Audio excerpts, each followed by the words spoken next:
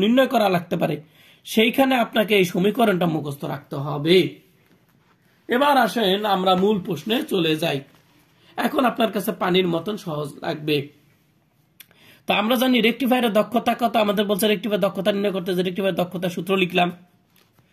তো এখন ধরি আর এফ ও আর এল হলো, এখন রেকটিফায়ারটা হাফ ওয়েভ রেকটিফায়ারটা কিরকম, সেটা কিন্তু আমরা হাফ ওয়েভ রেকটিফায়ারের যে যখন এই যে আমরা যখন এই যে হাফ ওয়েভ আমরা যখন এই যে হাফ ওয়েভ রেকটিফিকেশনের যে গঠন ও কার্যপ্রণালী এই ক্লাসটা কিন্তু আপলোড করা আছে, সেইখানে কিন্তু আপনারা এই চিত্রটা আপনারা দেখেছেন, ঠিক আছে।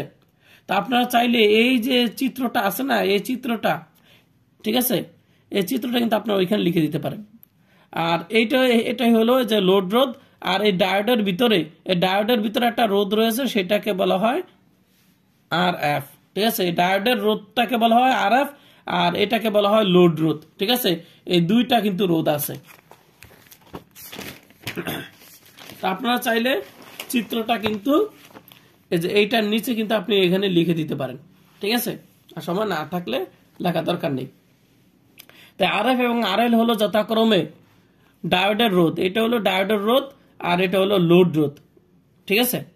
এখন ডায়োডটিতে আমরা কি এসি সিগন্যালের শুধুমাত্র ধনাত্মক অর্ধচক্রকালে, ধনাত্মক কেন বুঝে, যেহেতু হাফ ওয়েভ বলছে, তাহলে ডায়োডটির ভিতর দিয়ে তো এসি সিগন্যালের শুধুমাত্র ধনাত্মক অর্ধচক্রকালে তড়িৎ প্রবাহিত হতে দেয়। আমরা যখন ওই হাফ ওয়েভ তরঙ্গের গঠন ও কার্যপ্রণালীটা পড়েছিলাম, তখন দেখেছিলাম যে হাফ ওয়েভ তরঙ্গটা শুধু পজিটিভ অর্ধচক্রকালে মধ্য দিয়ে ডায়োডের ভিতরে কারেন্ট প্রবাহিত হয়, নেগেটিভ অর্ধচক্রকালে কিন্তু কারেন্ট প্রবাহিত হয় না। কেন হয় না সেটা কিন্তু আমি আলোচনা করেছি গঠন এবং কার্যপ্রণালীতে হাফ ওয়েভের, ক্লাসটি দেখে নেবেন। ডায়োডটির তাহলে এসি সিগন্যাল, যখন এসি সিগন্যালের শুধুমাত্র ধনাত্মক অর্ধচক্র, কারণ এসি সিগন্যালের ভিতরে ধনাত্মক দুইটা অংশই আছে, যখন এসি সিগন্যালের ধনাত্মক অর্ধচক্র মানে ধনাত্মক অর্ধচক্রটা ডায়োডের ভিতরে প্রবেশ করে, ঠিক আছে, তখন তড়িৎ প্রবাহিত হতে দেয় ডায়োডটি, কিন্তু নেগেটিভ অর্ধচক্রকালে তড়িৎ প্রবাহিত হতে দেয় না কে, ডায়োডটি। কারণ, ঠিক আছে, এর কারণটা কিন্তু আমি ব্যাখ্যা করে দিয়েছি আগের ক্লাসে। এবার দেখেন লোড রোধের মধ্য দিয়ে কারেন্ট শুধুমাত্র একদিকে প্রবাহিত হয়, লোড রোধের ভিতর দিয়ে কারেন্ট শুধু একদিকে প্রবাহিত হয়, ঠিক আছে। অর্থাৎ আমরা এখান থেকে যে কারেন্টটা দিই, সেখানে যদি পজিটিভ অর্ধচক্র কালে কিন্তু পজিটিভ অর্ধচক্র কালে দেখা যায় শুধু এই পজিটিভ অংশটার কারণে কিন্তু এই ডায়োডটা কি সচল হয়, অর্থাৎ কারেন্ট প্রবাহিত হয়, ঠিক আছে। এই নেগেটিভ অর্ধচক্র কালে কিন্তু এটা সচল হয় না, কারেন্ট প্রবাহিত হয় না। এজন্য আমরা শুধু এই পজিটিভ অংশটুকুর জন্যই কিন্তু আমরা এই লোড রোধে কি পাই, আউটপুট ভোল্টেজ পাই। কথা বুঝতে পারছেন? তো যতগুলো পজিটিভ অর্ধচক্র সেগুলোর জন্য আমরা কি আউটপুট কারেন্ট বা আউটপুট ভোল্টেজটা পেয়ে থাকি। তাহলে লোড রোধের মধ্যে দিয়ে কারেন্ট শুধুমাত্র একদিকে প্রবাহিত হয়, কারণ শুধু আমরা পজিটিভ অংশগুলো আমরা কিন্তু কাউন্ট করি, ঠিক আছে। তো দেখেন এরপর বলা আছে রেকটিফায়ারের ডিসি পাওয়ার পেতে গড় কারেন্ট বের করে নিতে হবে। এখন এই যে আমার রেকটিফায়ারের যে দক্ষতা, এই রেকটিফায়ারের যে আমাদের কি এই যে ডিসি ক্ষমতা, আমাদের কিন্তু রেকটিফায়ার দক্ষতা বার করতে হলে আমার ডিসি পাওয়ার আর হলো এসি পাওয়ার লাগবে, ডিসি পাওয়ার আর এসি পাওয়ার লাগবে, ঠিক আছে। তাই আমি এই ডিসি পাওয়ারটা বার করার জন্য আমাকে বলছে যে রেকটিফায়ারের যে ডিসি পাওয়ার, এই ডিসি পাওয়ার পেতে হলে আমাকে আবার গড় কারেন্ট বের করে নিতে হবে, কারণ আমরা জানি ডিসি পাওয়ারটাই হলো গড় কারেন্টের সমান। তাহলে গড় কারেন্ট হলো আমাদের কি ডিসি কারেন্টের সমান। আর গড় কারেন্টের সমীকরণ আমরা জানি, এইটা, এই যে আপনাদের কিন্তু একটু আগে বেসিক ক্লাসটা নিয়েছিলাম তখন আপনাদের দেখিয়েছি, এটা হলো কি গড় কারেন্ট বের করার সূত্র। তাও কি এটা হলো আপনাদের কি এখানে কিন্তু ঠিক আছে।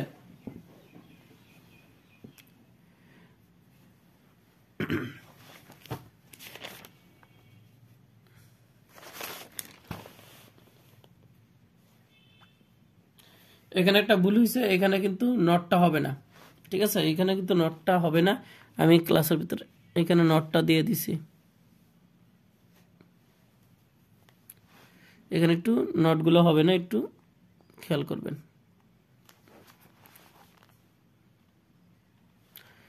এখন এই আই এর ভ্যালুটা যদি আপনারা সম্পূর্ণটুকু বসায় দেন মানে ডাইরেক্ট, তাহলে সে না বসবে, ঠিক আছে।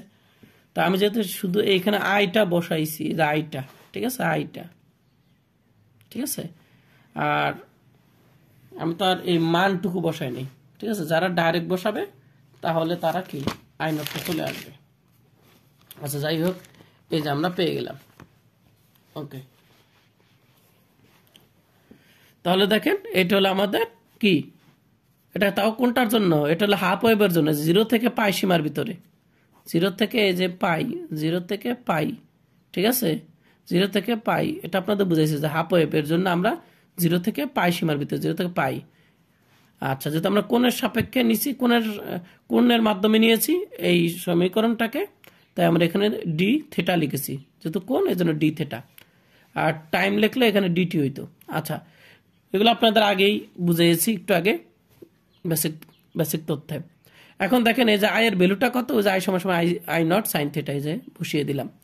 এরপর দেখেন আমরা এই আই নটটা হলো কি, আই নট হলো কি শীর্ষমান, শীর্ষমান তড়িৎ প্রবাহ শীর্ষমান, অর্থাৎ এটা একটা ফিক্সড মান, শীর্ষমানটা হলো ফিক্সড মান, সর্বোচ্চ মান, এই জন্য এটাকে আমরা ইন্টিগ্রেশনের বাইরে নিয়ে আসলাম। ওকে, এখন থাকে সাইন থিটা ডি থিটা। ওকে, এটাকে আমরা ইন্টিগ্রেশন করব। এখন সাইন থিটাকে ইন্টিগ্রেশন করলে কি হয়, সাইন থিটাকে ইন্টিগ্রেশন করলে মাইনাস কস থিটা হয়, আজ থেকে শিখে নেবেন কি হয়, মাইনাস কস থিটা। উপরের লিমিট নিচের লিমিট বসিয়ে দিলাম। এবার এই উপরের লিমিটটা আমরা থিটার জায়গায় বসাইলাম, তাহলে তারপর আমাদের এখানে কি আসবে, মাইনাস বসবে, সূত্রের মাইনাস, তারপর আমাদের এইটা আবার বসবে। মানে ব্যাপারটা হইলো এই উপরের লিমিট এখানে বসালে যে মাইনাস কস এখানে পাই হইছে, তারপর কিন্তু সূত্রের মাইনাস ছিল, কিন্তু সেই মাইনাসটা আবার আমরা যখন এই যে জিরোটা আবার এই জায়গায় বসাইলাম, তখন এই কজের পিছনে কিন্তু আরেকটা মাইনাস ছিল, এই মাইনাসটা কিন্তু এখানে ছিল, আর সূত্রের যে মাইনাস, এই মাইনাস মাইনাস কিন্তু এটা প্লাস হয়ে গেছে। কথা কি বুঝতে পারছেন? আমি তো ডাইরেক্ট এখানে দিয়ে দিছি। সূত্রের কিন্তু এই উপরের লিমিট বসানোর পরে, উপরের লিমিটটা এখানে বসানোর পরে এখানে মাইনাস হইতো, সেই মাইনাস আর হলো আমাদের জিরো এখানে বসাইলে আমাদের এই কজের পিছনে যে মাইনাস আছে সেই মাইনাস দুটো মিলে কিন্তু প্লাস হয়েছে। জানি না এর থেকে আর সহজ করে কিভাবে বোঝাবো আপনাদের ভেঙে। তারপর দেখেন এই কস পাই, আমি কিন্তু দেখেন এই জিনিস কস পাই হলো কত, -1, এই যে -1, এই যে প্লাস প্লাস কস 0 ডিগ্রি হলো 1, এইভাবে আমি ক্যালকুলেশন করে দিছি। এখন দেখেন এইটা ক্যালকুলেশন করলে কত আসে, 2 আসে, তাহলে 2 উপরের সাথে গুণ হয়ে গেল। এরপর দেখেন এই 2 কাটা, আমরা কি পেলাম, ডিসি কারেন্ট পেয়ে গেলাম। কি পেলাম, ডিসি কারেন্ট পেয়ে গেলাম।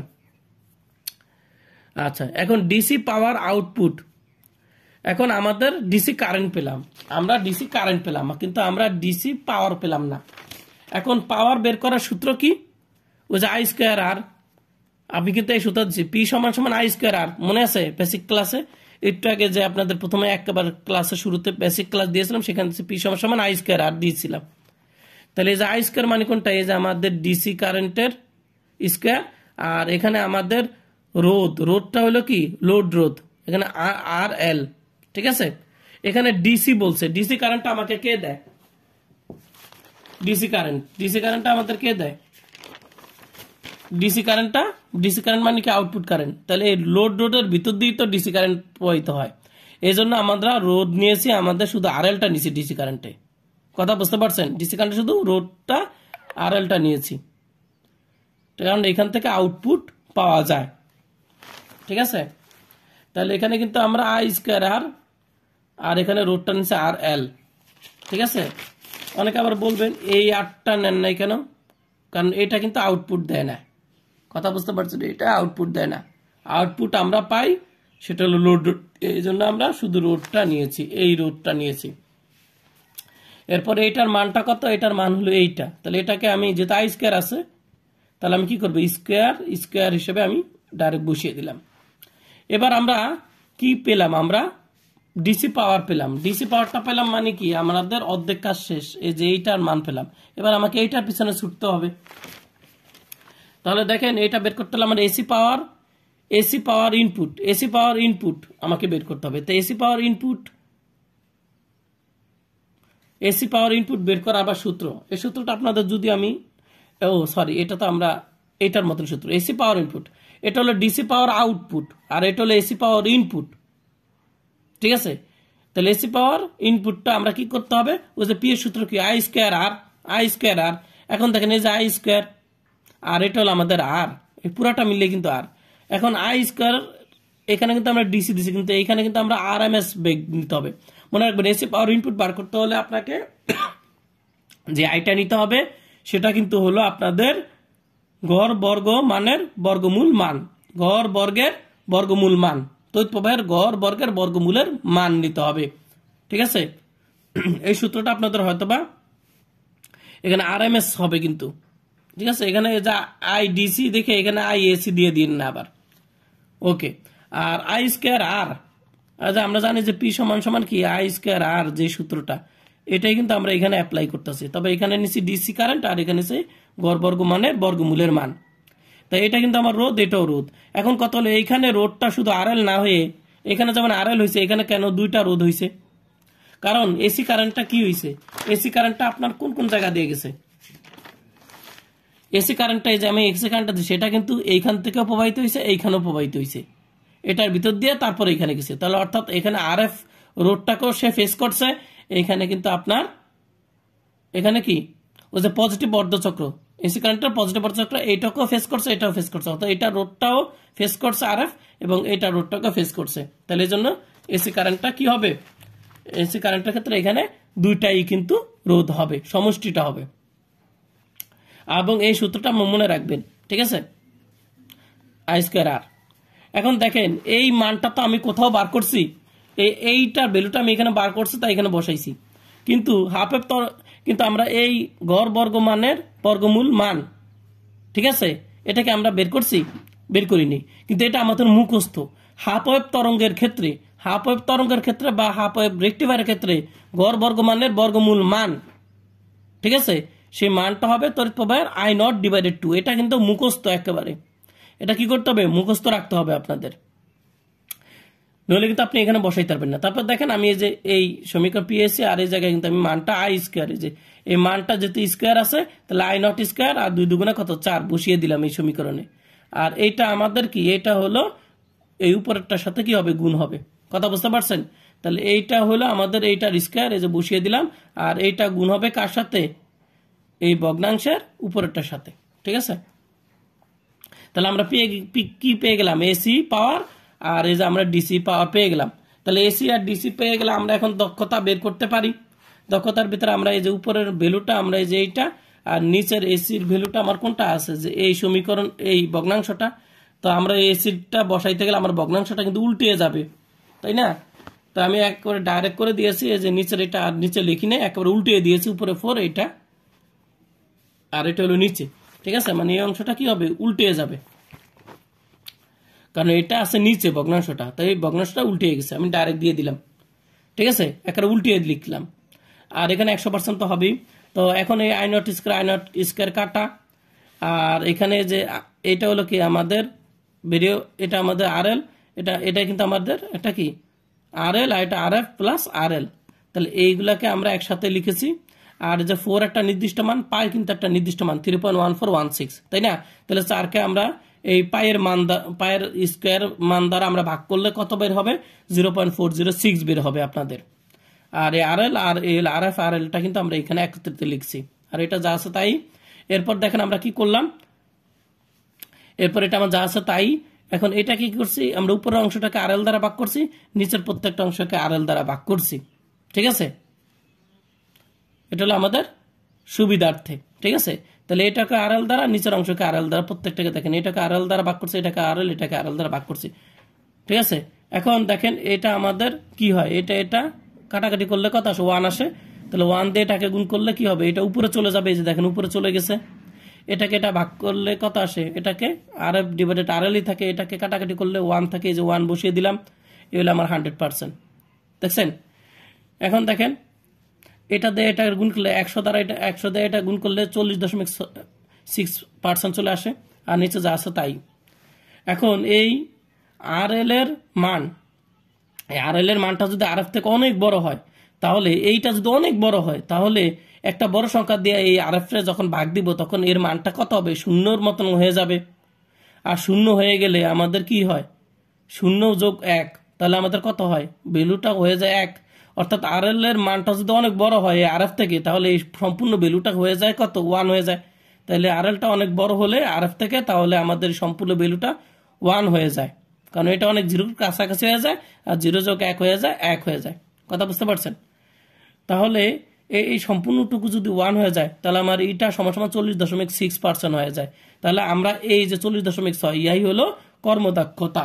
কার জন্য? হাফ ওয়েভ তরঙ্গের জন্য বা হাফ ওয়েভ অর্ধচক্রের জন্য বা হাফ ওয়েভ রেকটিফায়ারের কর্মদক্ষতা হইলো এত। অর্থাৎ হাফ ওয়েভ রেকটিফায়ার এসি কারেন্টের 40.6%কে সর্বোচ্চ 40.6% এসি কারেন্টকে সে ডিসি কারেন্টে রূপান্তর করতে পারে।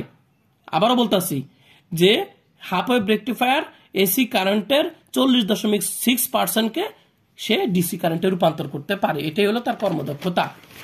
এবার আসেন রিপল ফ্যাক্টর। রিপল ফ্যাক্টরের সূত্রটাকে আপনাদের আগে বলে দিয়েছি, সূত্রটা আপনারা লিখলাম। এখন আইআরএমএস, নিচে হলো আইডিএস, সূত্রের ভিতরে আছে। এখন এইটার আমাদের মানটা কিন্তু আমাদের কোথায় আছে দেখেন, এই যে আমরা এখানে লিখেছিলাম, ঠিক আছে। আর এই যে আইডিসি, এইটার ভ্যালুও কিন্তু আছে। তাহলে আমাদের যেহেতু এই দুইটার মানটা আমরা এখানে বসিয়ে দিলাম, ঠিক আছে। এই দুইটা কিন্তু মুখস্থ না, আগে আমরা মুখস্থ করে আমরা কিন্তু আগেই পেয়েছিলাম, ঠিক আছে। এখন আমরা মুখস্থ করে এখানে বসিয়ে দিলাম, পিছন থেকে দেখিয়ে আপনারা বসাই দিবেন। দেওয়ার পরে দেখেন এটার বর্গ, এটারও বর্গ, তাহলে এটার বর্গ করলে এই যে বর্গ করছি, আর এটারও কি করতে হবে? বর্গ করতে হবে। যেহেতু ভগ্নাংশ আছে তাই এটাকে আমরা উল্টিয়ে দিলাম, মানে বর্গ করে একের উল্টিয়ে দিলাম, ঠিক আছে। তাহলে এটা হলো -1, আর এটাকে কাটাকাটি করলাম, এটা পাই স্কয়ারকে 4 দ্বারা ভাগ করলে দেখবেন এত আসে। এলো 1 বিয়োগ করলে কত আসে? 1.467 আসে। এটাকে রুট করলে 1.21 আসে। তাহলে এটাই হলো আমাদের রিপল ফ্যাক্টর, ঠিক আছে। তো আপনাদের জন্য এত কষ্ট করে ক্লাস নিয়ে, আপনারা যদি ইউটিউব থেকে ক্লাসটি দেখে থাকেন তাহলে একটু সাবস্ক্রাইব করে দিবেন। আর আপনারা ক্লাসে কোনো সমস্যা হলে আপনারা কমেন্ট করে অবশ্যই জানাবেন।